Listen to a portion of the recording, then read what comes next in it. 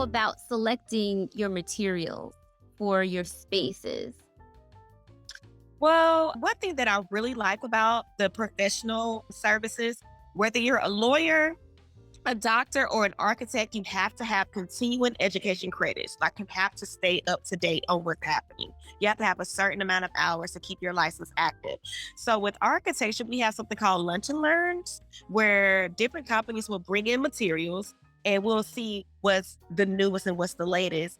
And I'm not sure if you guys have been to Atlanta, Georgia. There's a place called Atlantic Station. And the whole Atlantic Station, the exterior bricks are not exterior. They're actually styrofoam. So if you touch them, you'll say, whoa, this is styrofoam.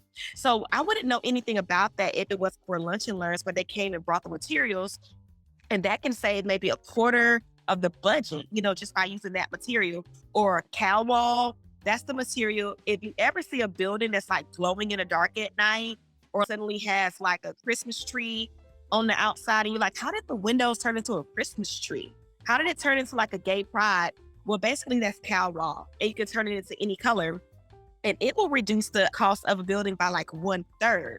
So I say, oh my God, I say on top of it when it comes to lunch and learns and just going out and just seeing the new materials that's available, because I believe that form follows function.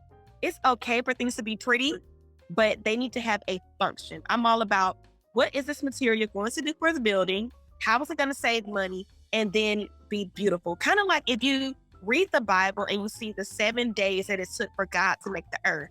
Notice that everything God put here had a function. It just so happened to be aesthetically beautiful. He divided the land from the water. And first, let there be light. Everything had a function. And then the aesthetics came later. So when I select the material, I'm not just looking to say, oh, that's pretty. I'm going to say, how will this help the building? How will it reduce the budget? How will this help with building security? How will this help with the structure to make sure it's safe and sound? And again, I'm always on top of it. I'm a life learner. I'm going to just keep learning about new materials. That's important for every profession, but I really appreciate that you take it. Do you feel that your affiliation with the architectural organization has helped you or hindered you? I believe professional organizations are very, very important as long as they are increasing your bottom line.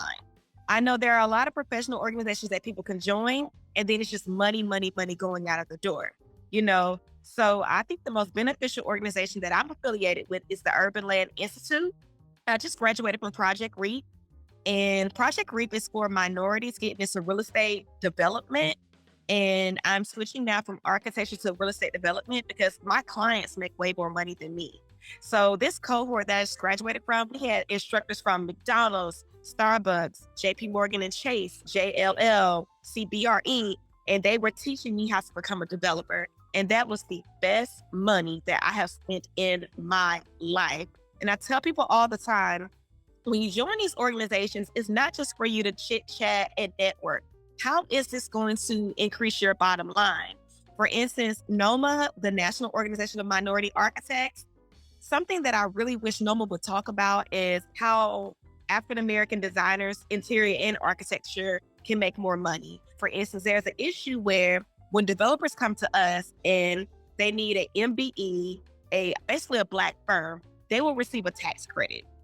But the catch-22 with that is the MBE, us, the Black firm, we have to be a sub. We cannot be a prime. So you're giving us an incentive to be able to get more work. However, we still have to work for the group of people that have oppressed us for 500 years.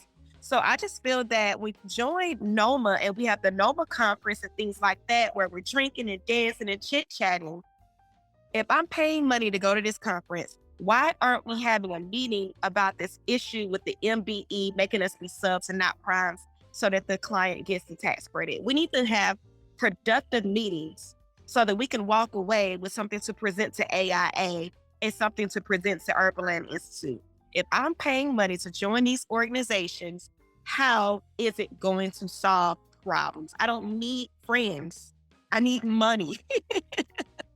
So I just wish more minorities understood that, because when I joined organizations that are not for minorities, every meeting is about making money.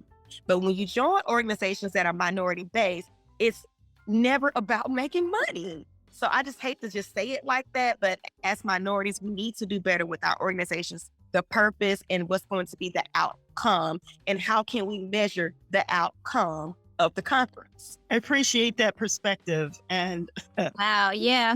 no, it takes a millennial to say it. I mean, I've been saying it forever, but nobody was trying to hear it. So, Yeah. I mean, I stopped, but I spent a lot of money over the years joining and affiliating and still not being accepted or affiliated, right? And so I'd still have to go to other organizations or something outside of my exposure and affiliate myself. And then that wasn't always well received either. So I think you're right. If we can, as a minority collective, really figure out that we've got to help each other make money.